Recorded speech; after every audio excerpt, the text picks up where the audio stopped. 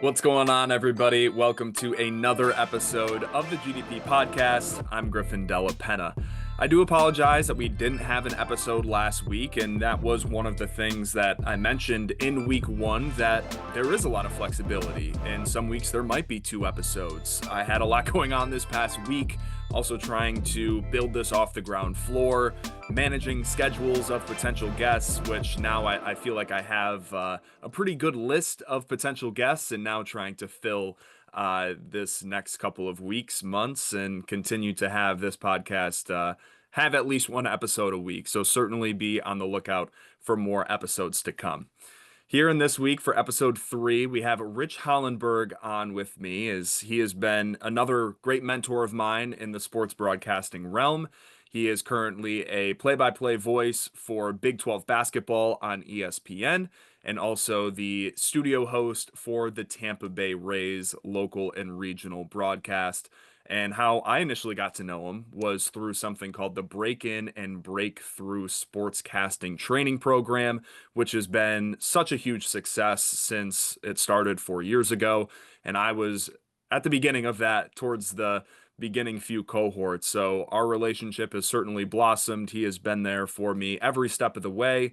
And a lot of what he taught me in that initial cohort were things that I have used in my career all the way through, as that was my junior year at Canisius. So certainly have came a long way. He has an amazing perspective. We talk about his own career, his determination to have his lifelong dreams come to fruition, and then also kind of pitching why, if you're a sportscaster and thinking about taking that next step in your career, why Break-In and Breakthrough is perfect for you. So without further ado, here's Rich Hollenberg. Here with a very, very special guest, somebody who's become a dear friend over the last couple of years. He can be heard on ESPN as a play-by-play voice with college basketball season coming up.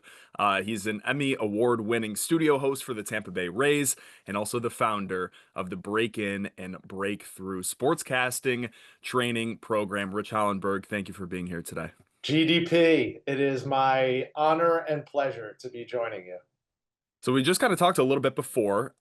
You have a little bit of an update as well. College basketball season coming up here shortly. What's been going on since the MLB season ended for you? Well, we work in a very capricious industry, to use an SAT word.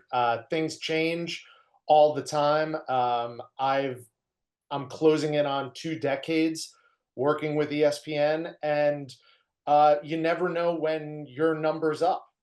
There's a lot of talented up-and-coming sportscasters, yourself included in that mix. But I'm proud and honored to say that I just re-signed with ESPN for another multi-year deal. So whether you like it or not, I'm back calling college hoops again for at least another couple of years. Well, we love to hear, and still kind of sticking in the Big 12 mix moving Yeah, forward. things are always in flux. There's fairly frequently some management shuffling that goes on at the worldwide leader.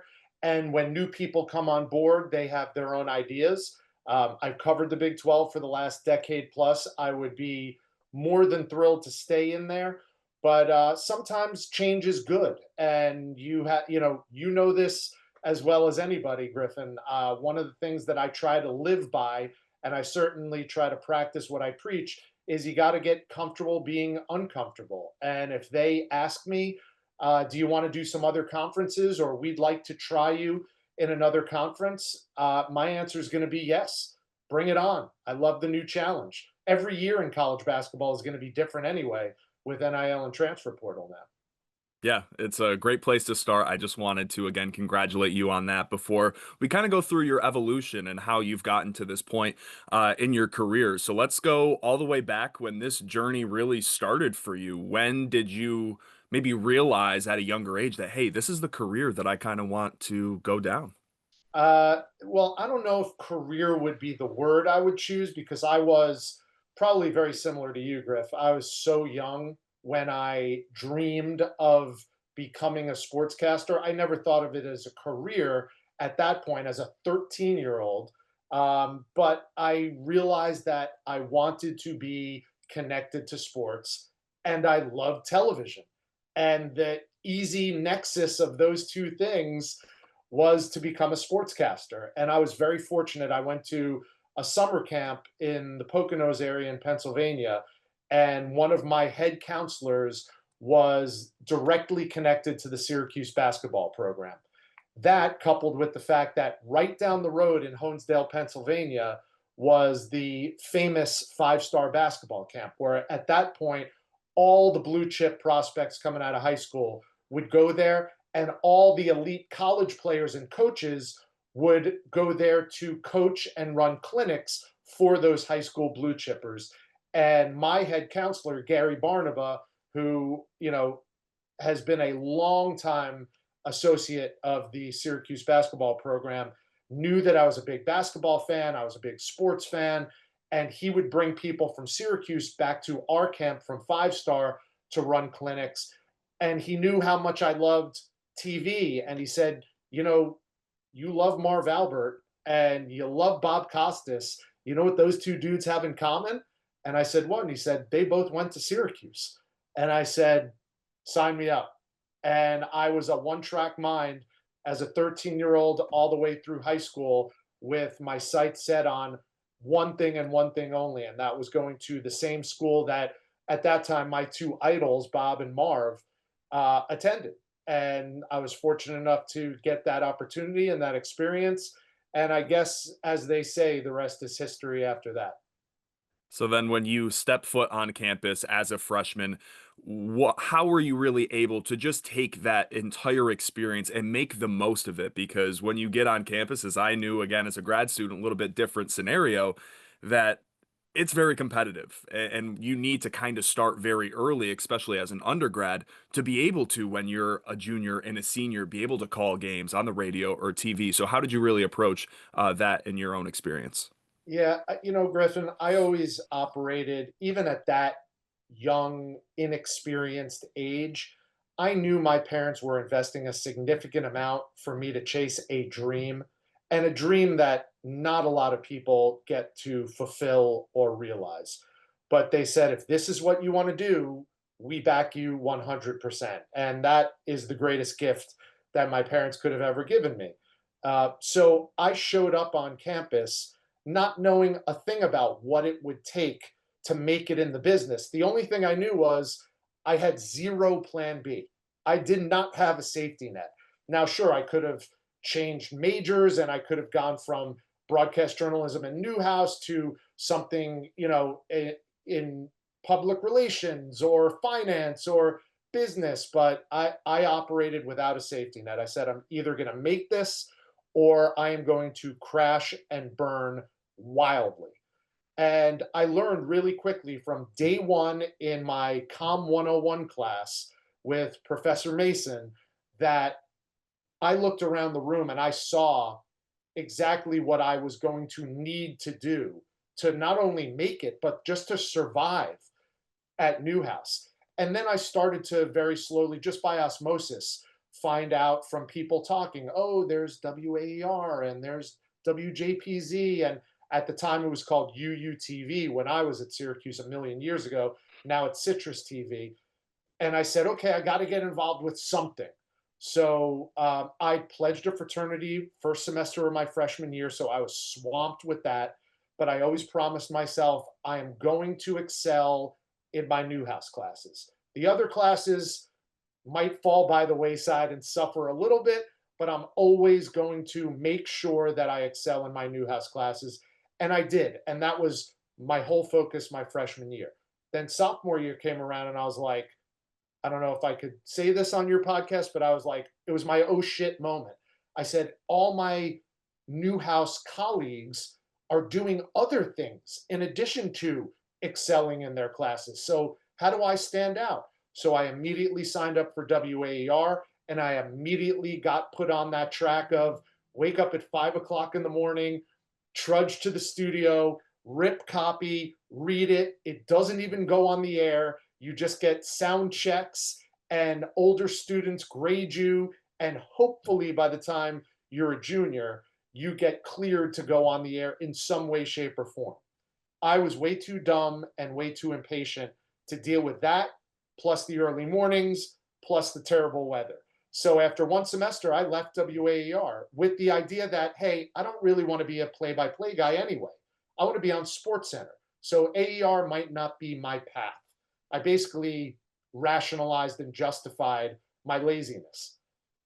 But I did get involved with JPZ and I did get involved with UUTV. And it was there that I discovered my passion for sportscasting and the fact that there are others around you who not only you could be inspired by and motivated by, but learn from. And that obviously laid the groundwork for what I do now. And the one thing I realized, even though I didn't realize that I realized it back then, Griffin, because I'm a firm believer in when you're just starting out, you don't know what you don't know. And I certainly didn't know what I'm about to say, but I learned it very quickly. There's value in versatility. And I felt coming out of college that I didn't excel as a reporter or as an anchor or as a radio host or certainly as a play-by-play because I didn't chase that at all. But what I felt like is that I was good at everything. So where does that leave me? And what it left me with was a ton of self-doubt. I'm a jack of all trades, but a master of none. And it really fed into my imposter syndrome, which everybody feels at some point to some degree. I felt that like everybody else.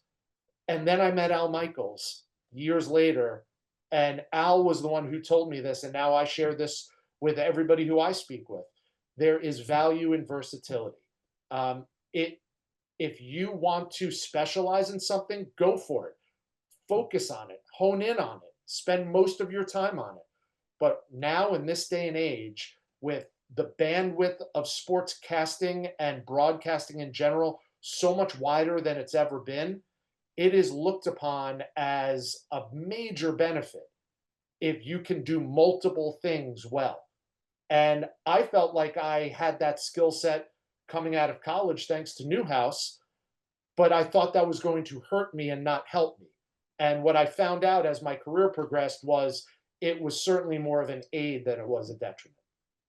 I think one of the great parts that you touched on was that self-doubt. You're in one of the most prestigious programs in the country that is known for being able to, hey, here are all of these different options, make the most of it. And you certainly did in all of those different stops.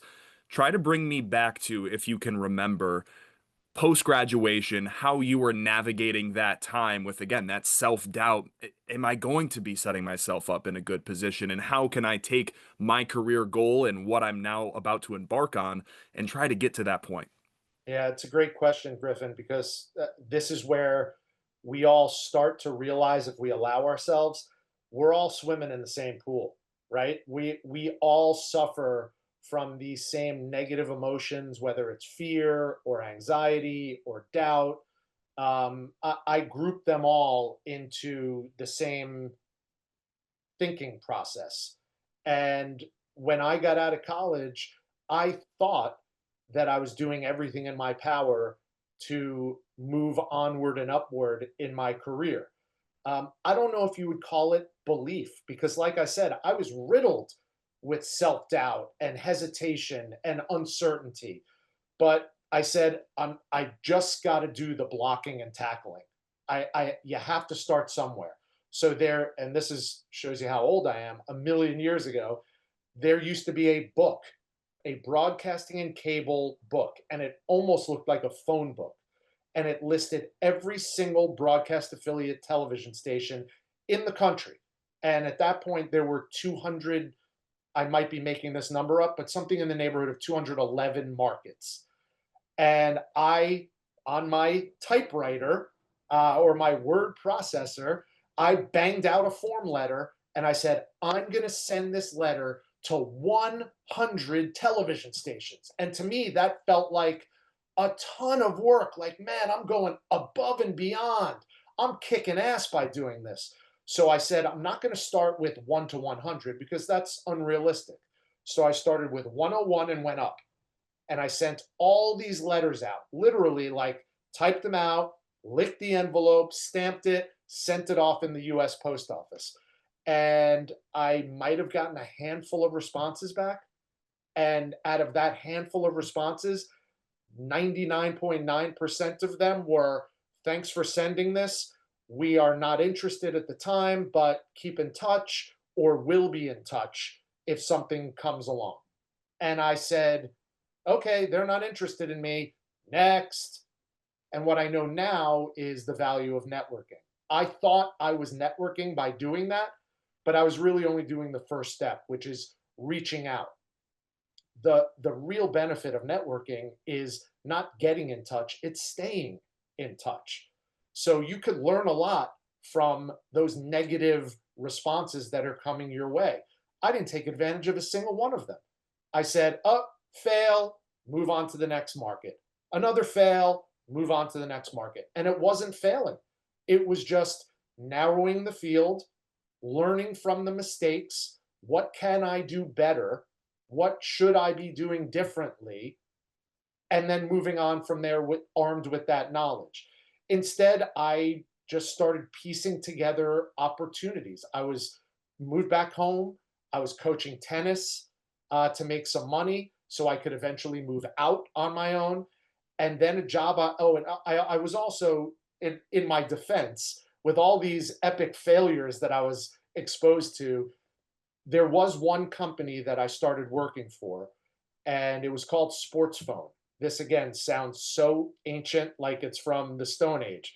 Doesn't exist anymore, but in the tri-state area, there was a company, what I now know is for glorified gamblers. It was for gambling degenerates. That doesn't exist anymore because everything is so normalized with sports gambling, FanDuel and DraftKings and all that. But at that point, the only thing that existed for gamblers was Sports Phone. And the jingle that was on TV commercials was, for all your sports news instantly, dial 976-1313. And I forget how I got that job interview, but I interviewed for the job and I got it. And it was in Elmont, New York. And another thing that I tell a lot of aspiring sportscasters is you have to be willing to literally and figuratively go the extra mile if you really want to make it. And for me, I had to drive an hour and a half to and from that job just to have that job. And I took it because I knew it was in sports. It wasn't on television, it wasn't on radio, but it was in sports. And literally, I would sit in a room with a bunch of other dudes, a big bank of TVs, and every 10 minutes, we would go in a cycle, enter a code in our phone system, and give all the sports updates. So I was a sportscaster in the most generous sense of the word. That I was able to parlay into becoming essentially a glorified stringer for Sports Phone. It was like called, exclusive content. So if you were a big New Jersey Nets fan, I spoke directly to New Jersey Nets fans who subscribed to that. But I got a media press pass, and I was a credentialed media member in the NBA covering the New Jersey Nets. So I was able to do that, put that on my resume, but that wasn't enough to allow me to move out of my house. Luckily, a friend of mine from high school worked at the Associated Press in New York City. I got an interview for that job, and I took that job. Not in sports, not in television, not in radio, but it was journalism. And I am a big proponent of keeping your journalistic tools, your writing skills, as sharp as possible. So again, I took that step, even though it was somewhat of a sideways step. It was lateral. I wasn't moving up the sportscasting mountain for sure, but I said, at least this gives me enough of a salary that I can move out of my house, and that's a win. So I did that, and I was still sending out my demo reel whenever an opportunity came along. And then fortunately, 8 months later, I got a call from a Syracuse professor who has since passed, the late, great Bob Lissett, who was my one networking victory. He was the one professor I kept in touch with. He was the one professor who I leaned on as a mentor and really bonded with. And he called me and said, one of your classmates is a reporter at a TV station in Great Falls, Montana. their sports anchor just left. Would you be interested in taking that job? And of course, I said yes, out of hand. Didn't know anything about Great Falls, not the market size, not what the job requirements were, but I sent them my resume and my tape. I got an interview over the phone, and bang, bang, bang, I got the job offer. And later that October, I was moving out to Great Falls, Montana, market 172. It was one of the smallest markets in the country, but I finally got my shot. And like I said earlier, I operated without a plan B. So this was plan A and my only plan, my first opportunity to get on camera. And that led to a domino effect of me kind of subconsciously realizing what I did and what I needed to repeat, the steps I needed to repeat these successes that I was having. One of them was keeping in touch with the right people. The other one was never giving up and always continuing to learn and grow, even as you are trying your best to kick ass at your current job. And that job led to another job down here in the Tampa Bay area 6 months after that. And that's when I first started freelancing for ESPN. And then years after that, got the Tampa Bay Rays gig. And here we are today. That's just what I love about your story is taking that leap of faith again in an area where is it technically being on camera, being a sports broadcaster, it has those similarities, but it's not the same thing, right? And Right. you're still embarking on that goal. You then take a leap of faith to move across the country to a place you've never been to go to Montana, and then that trickle down effect from there. And something that we've talked about and a lot of people do is your first job is the hardest one to get. And then after that, everything else will take care of itself. How did you see that progression again from being in Montana to 6 months later going to Tampa? Those are two very different places. How did you really see that go into fruition? You know what? I had blinders on. I mean, my very first sportscast, Griffin, the first weekend I was on the air in Great Falls at KFBB, that Monday morning, I was packaging up a demo reel to send out because I had new stuff to share with people. I was gainfully employed in the sportscasting industry, and I was terrible. I mean, I was awful, and I still was sending stuff out. So I was, I guess you could call it blissfully ignorant at that point. I said, okay, market 172. Now maybe I could get inside 150 with my next job. And after I get inside 150, then I shoot for inside 100. But I really had no game plan to doing that. And like I said, 6 months later, I probably wasn't qualified for this sports director job that I got, but I was flown in for the interview, and it was another Newhouse Mafia type of an opportunity. Someone at Newhouse was leaving that job and called the school, and Professor Lissett heard that call and said, I got someone, and called me. And I got that job interview not knowing the first thing about calling play by play, but I had to do play by play. And the best thing about that job, and this really comes full circle to what we were talking about earlier, Griff, which is the value and versatility. I faked it till I made it. I mean, when I got that job interview, I had no idea what the job was. Then I found out when I got down here that I was going to be doing play by play on Friday nights for high school sports, for arena football, for indoor soccer, for pro volleyball, you name it. We did everything. But I was also going to host, produce, edit, and write my own sports talk show. In addition to that, I was going to be hosting a call-in show. These are all things I had never done before. But they asked me, are you able to do this? Yes, of course I'm able to do it. Fake it till I make it. And yeah, somewhere in there, there's a grain or two of deep-seated belief in yourself. You got to have that. And I think we all do. And so that coupled with the finger on the panic button of, if I don't succeed, I am crashing and burning spectacularly. So I cannot hit that button. And I learned as I went, and I had a good support system. And I was young. I was 25 years old.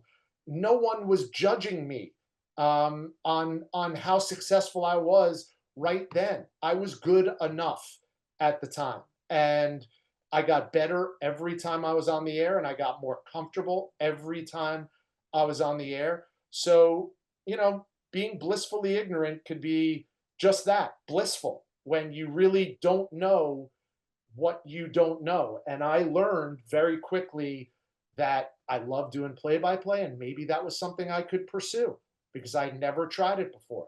I loved live television. That was something I hadn't done in my previous job at KFBB. All of these things, but a lot of it still goes back to Syracuse. I don't want this to sound like an ad campaign for Newhouse. It's more of a love letter than it is anything, because I had to fall back on skills that I learned in my classes: writing, editing, reporting, all of those things I used to great extent, especially in those first two jobs I had. First at KFBB in Great Falls, and then at Time Warner Channel 7 in the Tampa Bay area, because I was juggling a lot of plates. And, if it was a bigger, the market was big, but the station was small. If it was a bigger station, I probably would have been shown the door after a few months. I probably wouldn't have even been hired, to be honest with you. But because that job was a cable station, they were able to take a chance on a young, inexperienced kid like myself. And I got to prove myself while I was going through that process. And if the listeners haven't gotten the idea yet, you are certainly a grinder, and you've, after that job, stayed down in the Tampa area. And that job is a great microcosm at Channel 7 of what you've been able to do now, where you've had that reporting experience and that ability to now be a studio host in the major leagues and also still do play by play. When you're now down after there, when Channel 7 is happening, what were the next steps to again continue to elevate, not just in the Tampa market, but then even on the national level when NFL Network starts to become a possibility? Yeah, well, the biggest step before NFL Network came along was the fact that, and again, this was never calculated, Griffin. It was all almost like a happy accident for me. But I was covering a ton of high school sports down here.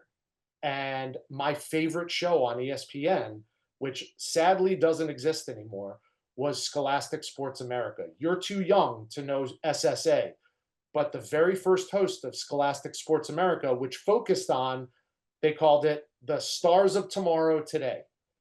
And the very first host of that show was Chris Fowler. And I used to watch that show religiously. And I'm covering high school sports going, I'm watching these shows on ESPN, and some of the stories that I'm doing and some of the athletes that I'm talking to could be on this show. So I made a couple of blind phone calls, found out that ESPN didn't actually produce that show. It was subcontracted to a production company out of Indianapolis. And I got the number of that company, and I said, I'm the sports director of a cable station here in Tampa Bay. We've got some amazing athletes and amazing stories. How do you get these stories for Scholastic Sports America? They said, send them to us. If we air them, we'll pay you $200. And so every story I did for my cable channel in Tampa, I sent to SSA. And that began a year and a half string of my first exposure on ESPN. And I was a pig in shit. I thought that was it. I made it. This is the big time. Only to realize that that was only one step along the way. That opened the door for me to get other jobs with ESPN that were subcontracted out. So I was hosting BMX dirt bike racing on ESPN2 when ESPN2 was brand new. Dirt bike jumping, which was something new. One of my very first things that I hosted on ESPN was the National Jump Rope Championships. All of these things were on the air, not produced by ESPN directly out of Bristol, but subcontracted out. And that was a brand new experience for me. I didn't even know that that entity existed. So I found a way in through kind of the side door to ESPN, to getting exposure on ESPN that I didn't even know existed. And then a year or so later, I was able to lose or leave that cable channel job because I was doing so much freelance work for ESPN that I was making more money working on the weekends than I was during the week. So I was focused on that. And then once again, it's not necessarily just what you know, it's who you know. I had a good friend from high school who had taken a job at this brand new entity called NFL Network. And he called me and he said, "Are you living in the Tampa area?" And I said, "Yeah." He goes, "Well, we just started NFL Network. I'm a producer here. We might need someone in your area to cover those teams, like in the NFC South." And I said, "Great, I'll do it." And I'll never forget, Griffin, my very first opportunity to do this was not because they coveted my NFL knowledge or my reporting skills. I was easy fodder for them. I was in the right place at the right time. There was a hurricane coming toward Florida. This is 20 years ago. There was a hurricane coming toward Florida, and the Dolphins game was going to be severely impacted. So Eric Weinberger, who then went on to literally run NFL Network Productions, and now he's in charge of Believe Podcasting, called me up and he said, "We need you to get to Miami. Can you?" And because I was a freelancer, I could do whatever I wanted. And I was like, "Sure, I'll go."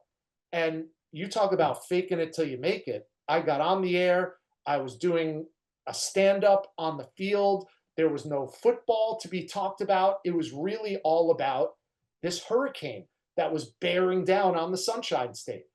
That was my first exposure to NFL Network. And I worked for NFL Network for 10 years as a correspondent. And one of the biggest things that I ever did still to this day in my broadcasting career was born out of that. I was the correspondent on site for the entire Aaron Hernandez murder case. I was the first reporter on the air nationally when he got brought out of his house in handcuffs and officially charged with murder.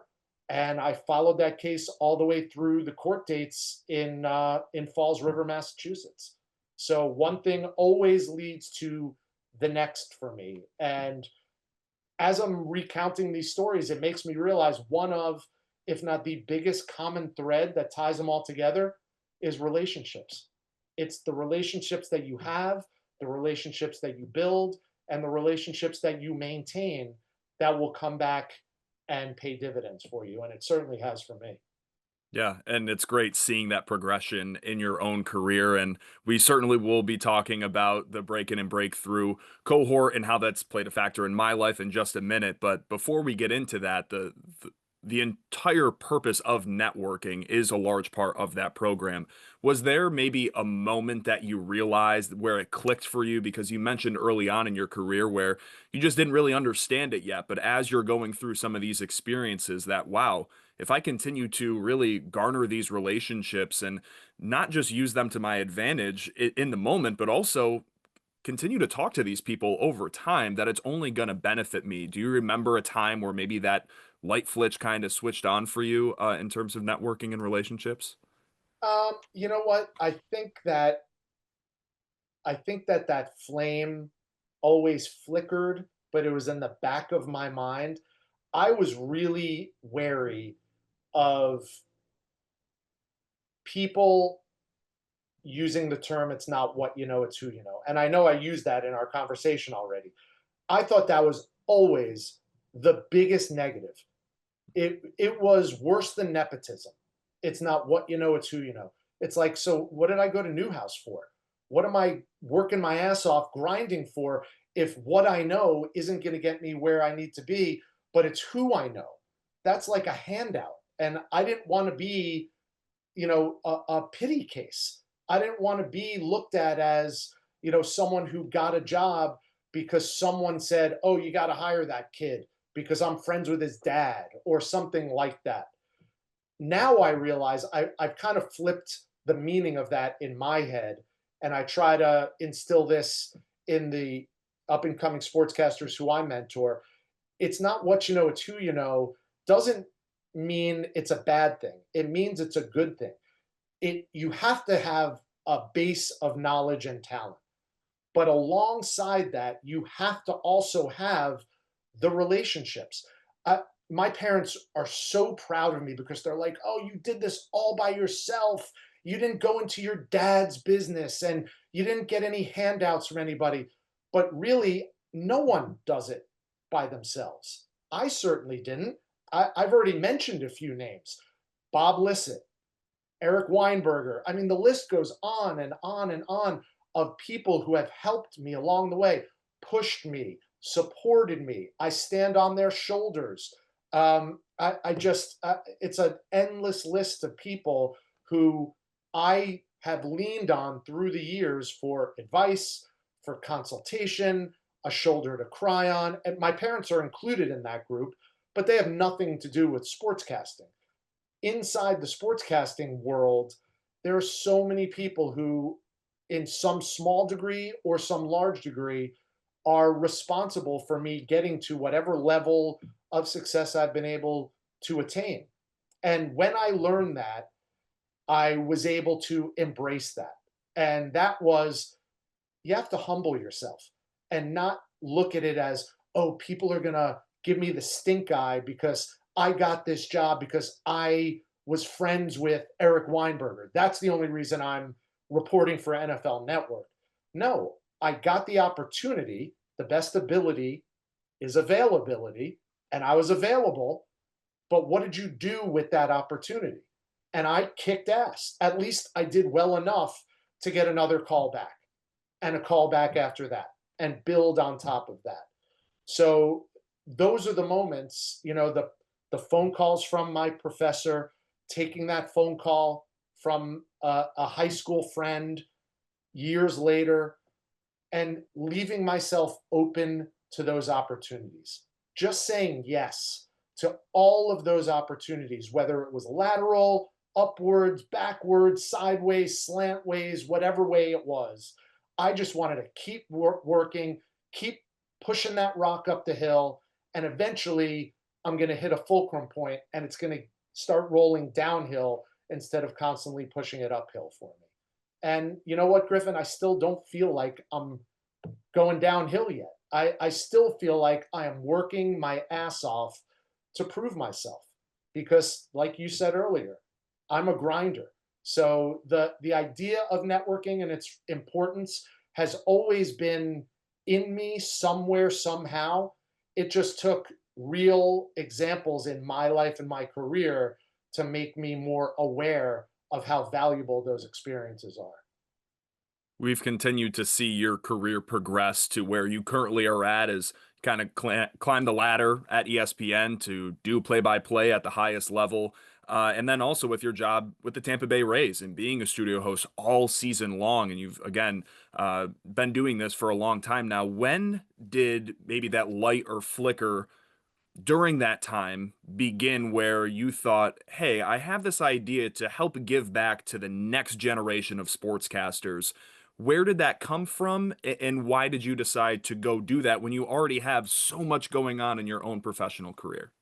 It's a great question. And the easy answer to that, Griff, is COVID.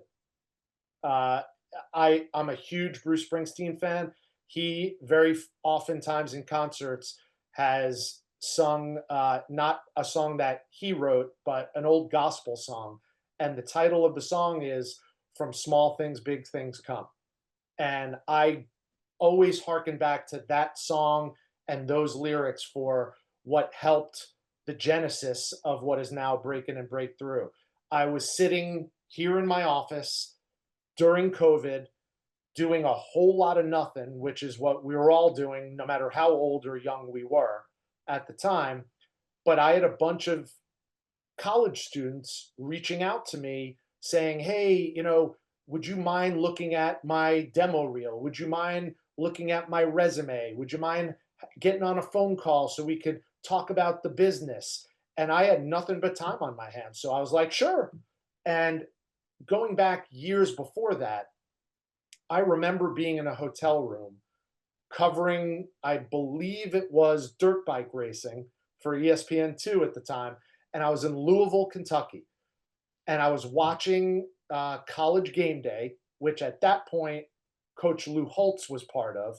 And he was going on and on. He was like a pastor on a pulpit talking about you got to have goals in life and you've got to write them down. Everybody right now should write down a list of 100 things they want to accomplish in their lives. And then you could go out and I was motivated watching this in my hotel room. And I wrote down as many as I could. And one of the things I wrote down was, I want to teach. Now, in my mind, I thought that meant when my career is over, I'm going to retire and then maybe I'll move up to Syracuse and get a job as an adjunct professor on the Hill at Newhouse. But I never considered it before then. And then COVID came along, and I was telling my best friend from Syracuse how much I enjoyed interacting with these younger people who are as passionate about sportscasting as I am. And he said, you sound like you are lit up inside. You can make a business out of this. And I was like, who do you kid? Again, imposter syndrome. My first thought was, who the hell gives a shit about what I have to say about this business? And he's like, Rich, you've been in this business for 20 years. You've made all the mistakes. You've had success. They want to hear how you did that so that they could use that in their careers. So reluctantly, and really only because it meant an excuse to hang out with my best friend, we started hammering out the framework of what very quickly became the program tenets of Break It and Break Through. And they're founded on a lot of what we've talked about. Networking is one of them. Becoming the best version of yourself on the air is another one. And then critical feedback is the third one. And that has to do specifically with our demo reels, because our demo reels are our number one calling card in this business. If you don't have an excellent demo reel that is truly representative of how good you are as a sportscaster, you could be the nicest guy, you could be the most talented girl, but you're not going to get the job opportunities until people see your demo reel and you knock their socks off with it. So those three things were kind of the tent poles, if you will, of Break It and Break Through. And it was a great diversion for me while I wasn't working on the air and calling games and working, Major League Baseball shows. And it's been a grassroots sentiment from day one. And now I'm literally 2 months away from completing my fourth year, and we're closing in on 250 alumni. And it is easily become what I consider to be, when I'm long gone from this earth, this will be my legacy. Not any game that I called for ESPN, not any team that I covered, not any story that I broke for NFL Network or MLB Network. It's going to be the people, the community that I helped create in Break It and Break Through that will outlast me long after I'm gone. So it's given me as much as hopefully it's given the people who have come through the program. That just gives me so much joy even hearing that and knowing that I was kind of near the ground floor of that. Some of your first few cohorts, and throughout this interview, I've had flashbacks of our initial conversations, and that was really at the beginning of my career in my junior year at Canisius. I'm starting to do games for the first time, and I vividly remember a conversation that we had, and not that I was pushing it off, but I thought to myself, oh, well, I'm not ready for that yet. I just kind of started. Maybe I'm going to continue to get reps my senior year, and I'll join the cohort later. And I vividly remember you telling me is there is no better time for you to do this now so you can gain this experience, learn this knowledge that then you can apply for the rest of your career. And I really do thank you for that, because I do think that a large part of that program has gotten me to the point that I'm at now. So that's kind of my experience with the program. And I know that there's now almost 250 of those other same stories. Just how have you seen the program evolve from, again, my cohort very early on to where Break It and Break Through is at now? Well, first of all, you are a shining example, Griffin. And I've said that to you off camera. of what I look for in someone I recruit to be part of this family. It's more than a community, it's a family at its best.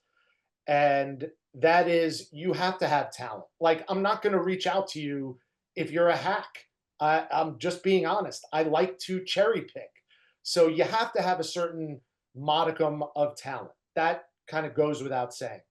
But what's equally as important to me is you have to have passion to match that talent. And if you have that, I can work with you. I know I have enough confidence because of the track record that we've had over the last 4 years that I can make you or help you to become the best that you could be as a sportscaster. So the biggest change really was I went into this 4 years ago thinking I'm going to load these kids up with as much information and knowledge about sportscasting as I possibly can. And then it's up to them. Well, the it's up to them part is still relevant because, and I say this at the end of every cohort, and you know this, there is nothing I could tell you or advise you on or teach you or share with you that is going to be more important than you going out and doing it, acting on it. So reps is the most important thing. I'm not so lost in the context of this cohort that I can misrepresent how valuable it is.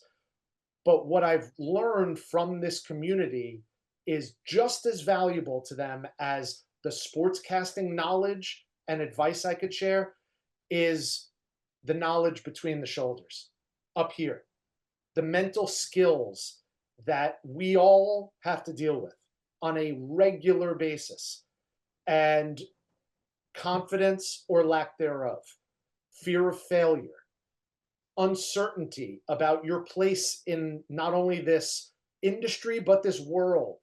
All of these things, the doubts and the fears that are so evident and ready to attack. I mean, they're knocking at our door every single day. They're peeking in our window, knocking on that window pane, just waiting for you to open that window or open that door crack so they could get in.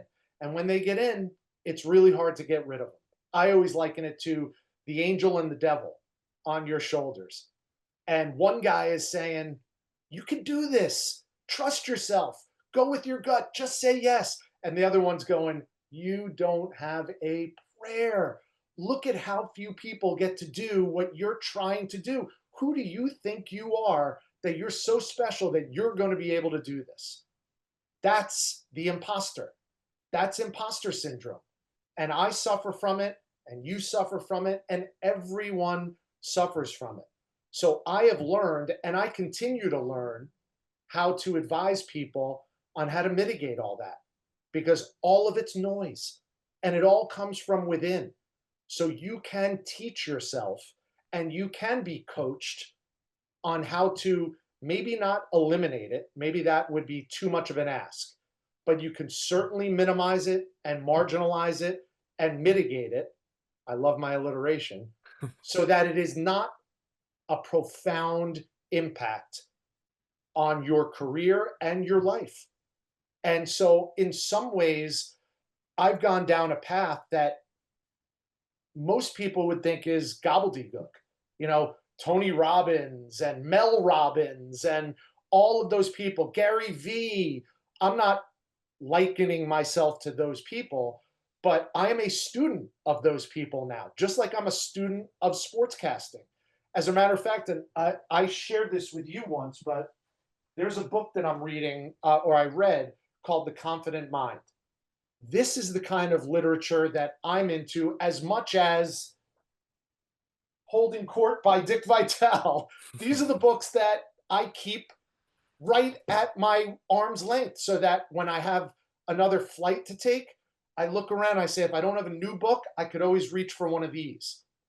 And Shaka Smart was the one who gave me the Confident Mind book, because I marvel when I talk to coaches how they have to be advocates and armchair psychologists and those type of people as much as they have to coach the X's and O's of basketball.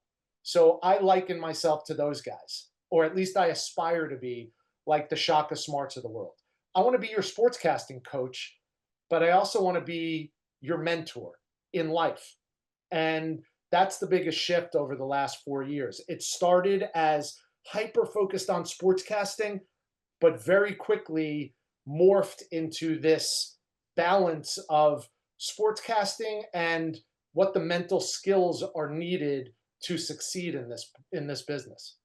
Yeah, and I think that is such a powerful part of the program that can't be stated enough, of how great that is for people who are in my position now, who are just starting out or have been in the business for 10 years. That mental side of things certainly is much more evident than I think we really give it credit for.